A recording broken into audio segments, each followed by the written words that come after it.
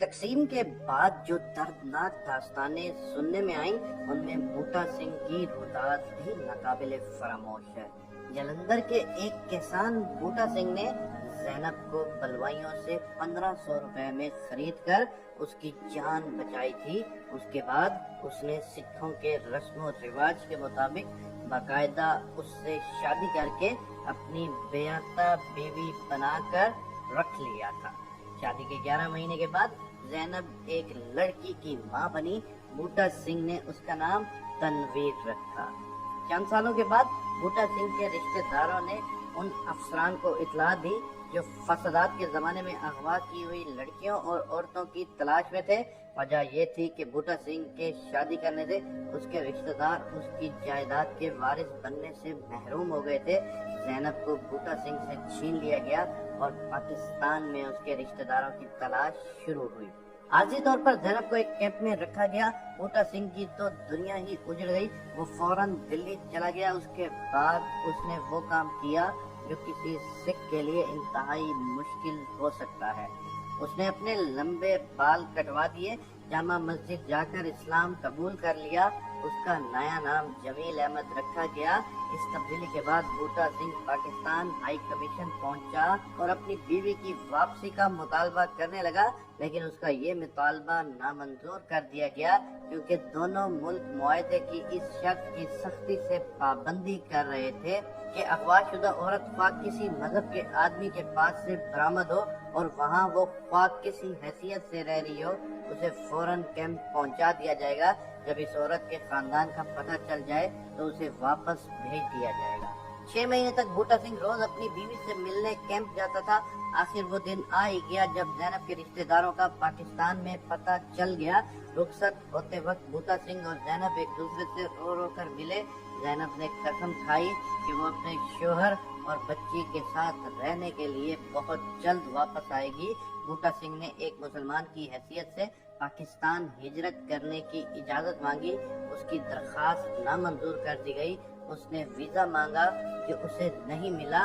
ہار کر بوٹا سنگھ نے اپنی بچی کو ساتھ لیا جس کا نیا نام سلطانہ رکھا گیا تھا اور غیر قانونی طور پر پاکستان میں داخل ہو گیا۔ سلطانہ کو لاہور میں چھوڑ کر وہ اس گاؤں کو روانہ ہوا جہاں زینب کے خاندان نے سکونت اختیار کی تھی۔ وہاں پہنچ کر بوٹا سنگھ کے دل کو انتہائی شدید صدمہ پہنچا۔ ہندوستان سے ٹرک میں بیٹھ کر زینب پاکستان کے اس گاؤں میں پہنچی ہی تھی کہ چند گھنٹوں کے اندر اس کی شادی ایک دور کے رشتہ دار سے کر دی گئی۔ بیچارہ بوٹا سنگھ روتا پیٹتا رہ گیا، میری بیوی مجھے واپس کر دو، میں اس کے بغیر زندہ نہیں رہ سکتا۔ زینب کے بھائیوں اور رشتہ داروں نے مل کر بوٹا سنگھ کو بری طرح مارا پیٹا اور پولیس کے حوالے کر دیا کہ یہ بغیر پاسپورٹ اور ویزا کے پاکستان میں داخل ہوا ہے۔ عدالت میں بوٹا سنگھ نے گڑ گڑا کر کہا کہ وہ مسلمان ہے اور اس کی بیوی اسے واپس کر دی جائے۔ اگر اسے ایک بار بیوی سے ملنے کا موقع دیا جائے تو وہ یہ خود پوچھ کر تسلی کر لے گا کہ وہ اپنی بیٹی کے ساتھ رہنے کے لیے ہندوستان واپس جائے گی یا وہ اپنی مرضی سے پاکستان میں رہنا چاہتی ہے۔ اس کی رقت امیز التجا سے متاثر ہو کر عدالت نے اس کی درخواست منظور کر لی۔ وہ ایک ہفتے بعد زینب کو عدالت میں حاضر کرنے کا حکم دے دیا گیا۔ اخباروں کے ذریعے اس معاملے کی خبر پھیل چکی تھی اور جب تاریخ معینہ پر زینب عدالت میں لائی گئی تو وہ بری طرح سہمی ہوئی تھی۔ اسے اپنے بہت سے رشتہ داروں کے ہجوم کے بیچ عدالت کے سامنے حاضر ہونا پڑا۔ جج نے بوٹا سنگھ کی طرف اشارہ کیا، کیا تم اسے جانتی ہو؟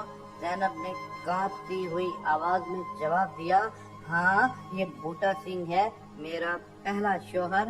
زینب نے اپنی لڑکی کو بھی پہچانا۔ اس سے پوچھا گیا کہ کیا تم ان لوگوں کے ساتھ ہندوستان واپس جانا چاہتی ہو؟ زینب کا جواب سننے کے لیے عدالت میں سناٹا چھا گیا۔ ایک طرف بوٹا سنگھ اور اس کی بچی کی نظریں اس پر جمی ہوئی تھی اور دوسری طرف اس کا موجودہ شوہر اور اس کے تمام رشتہ دار اس کی طرف آنکھیں لگائے ہوئے تھے۔ زینب نے سر ہلایا اور دھیرے سے کہا، نہیں۔ اس کے رشتہ داروں نے زینب کو سمجھا دیا تھا کہ بوٹا سنگھ سکھ ہے اور سکھ ہی رہے گا۔ اس نے اگر اسلام کے خلاف ایک لفظ بھی منہ سے نکالا تو اس کے حق میں اچھا نہیں ہوگا۔ जैनब की जबान से इनकार सुनकर बूटा सिंह के पैरों तले से जमीन सिरक गई। वो जिस उम्मीद की किरण की तलाश में अपना मुल्क और मजहब छोड़कर यहाँ तक चला आया था, वो उसकी आंखों से ओझल हो गई। वो बुरी तरह लड़खड़ाया कि उसे अदालत के जंगले का सहारा लेना पड़ा। जब उसने अपने आप को संभाला तो बेटी का हाथ पकड़कर जैनब की तरफ बढ़ाया। ठीक है, लेकिन मैं तुमसे तुम्हारी बेटी नहीं छीन सकता, मैं इसे तुम्हारे सपुर्द किए जाता हूँ। उसने अपनी जेब से सारे नोट निकालकर अपनी बेटी की जेब में डाल दिए। उसने हारे हुए लहजे में कहा, मेरी जिंदगी में अब क्या रह गया है? जज साहब ने जैनब से फिर पूछा कि क्या वो अपनी बेटी की जिम्मेदारी कबूल करना चाहती है। अदालत में मौजूद जैनब के रिश्तेदारों ने गुस्से में सर हिला दिया। वो अपने खानदान में सिख का खून नहीं मिलाना चाहते। जैनब सहम गई। उसने अचकती हुई निगाह अपनी बच्ची पर डाली। बच्ची को साथ रखने का मतलब ये होता कि बेचारी सारी जिंदगी ताने सुनते रहे कि उसे इतना सताया जाए जिसका कोई हिसाब ना हो। जैनब का सारा वजूद सिसकियों में डूबा जा रहा था। उसने भराई हुई आवाज में कहा, नहीं। अब बूटा सिंह की आंखों से आंसुओं की धार बह निकली। चंद लम्हों तक वो अपनी बीवी को देखता रहा। उसकी आंखें आंसुओं से नम थी। बूटा सिंह उस चेहरे को हमेशा के लिए अपनी आंखों में बसा लेना चाहता था। उसने बड़े प्यार से अपनी बच्ची को गोद में उठा लिया और बगैर कुछ कहे, वो बगैर किसी की तरफ देखे, वो अदालत से निकल गया। बूटा सिंह का दिल हमेशा के लिए टूट चुका था। वो रात उसने दाता खानी बख्श की दरगाह में रोने और दुआएं मांगने में गुजार दी। उसके करीब एक खंबे के पास उसकी बच्ची पड़ी सोती रही। सुबह हुई तो बूटा सिंह बच्ची को बाजार ले गया। पिछले दिन दोपहर को उसने जो रुपए बच्ची की जेब में भर दिए थे, उनसे उसने बच्ची के लिए नए कपड़े और जूते खरीदकर उसे पहना दिए। इसके बाद एक दूसरे का हाथ थामे हुए बाप बेटी करीब के रेलवे स्टेशन की तरफ चल पड़े। प्लेटफार्म की तरफ बढ़ती हुई गाड़ी की सीटी दूर से सुनाई दी। बूटा सिंह ने बेहद प्यार से बेटी को उठाया और चूम लिया। उसे गोद में भरकर बूटा सिंह प्लेटफार्म के किनारे खड़ा हो गया। भाप के बादल उड़ाता हुआ इंजन झपटा चला आ रहा था। बच्ची ने महसूस किया कि बूटा सिंह की गिरफ्त उस पर बहुत ज्यादा मजबूत हो गई है। बूटा सिंह ने बच्ची के साथ अचानक इंजन के सामने छलांग लगा दी, लेकिन बच्ची सामने की तरफ गिर गई। उसने इंजन की सीटी और उसका भयानक शोर सुना, जिसमें उसकी अपनी चीखें भी शामिल थीं। अगले ही लम्हे वो इंजन के नीचे पड़ी थी। बूटा सिंह फौरन मर गया, लेकिन कुदरत ने मौजदा दिखाया। उसकी बच्ची के बदन पर एक खराश तक नहीं आई।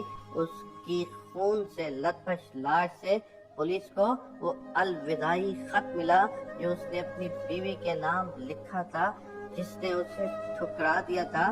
मेरी प्यारी जैनब, तुमने भेड़ की आवाज सुनी, लेकिन ऐसी आवाज कभी सच्ची नहीं होती। अब भी मेरी आखिरी ख्वाहिश यही है कि मैं तुम्हारे साथ रहूं। मुझे तुम अपने ही गांव के कब्रिस्तान में दफन करना। कभी कभी आकर मेरी कब्र पर फूल चढ़ा दिया करना।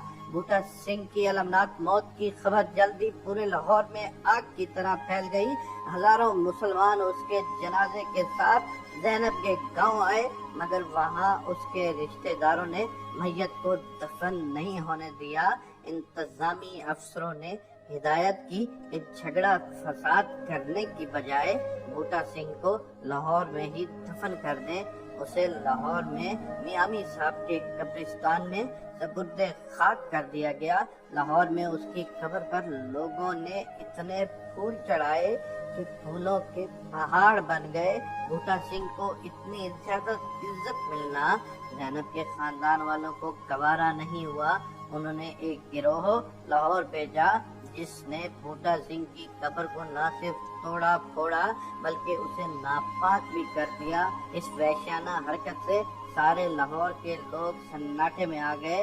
लाहौर वालों ने बूटा सिंह को दोबारा दफन किया और उसकी कब्र को एक बार फिर फूलों के पहाड़ से ढक दिया। इस बार सैकड़ों मुसलमान उसकी कब्र की हिफाजत के लिए तैनात हो गए। बूटा सिंह की बेटी सुल्ताना को लाहौर के एक खानदान ने मुंह बोली बेटी बनाकर पाला। आखिरी वक्त तक वो अपने इंजीनियर शोहर और 3 बच्चों के साथ लीबिया में रह रही थी। ये सारी कहानी जो आपको सुनाई गई है, ये फ्रीडम एट मिडनाइट का मसवदा है और जो जून 1975 में प्रेस में जा चुका था। इसके बाद के वाकयात का इसमें नहीं लिखा गया और ना ही इसके बारे में कुछ मालूम है। लाहौर के लोगों ने बूटा सिंह को शहीद मोहब्बत का टाइटल दिया था। ऐसी कई दास्तानें मिट्टी की धूल में दफन हो गई।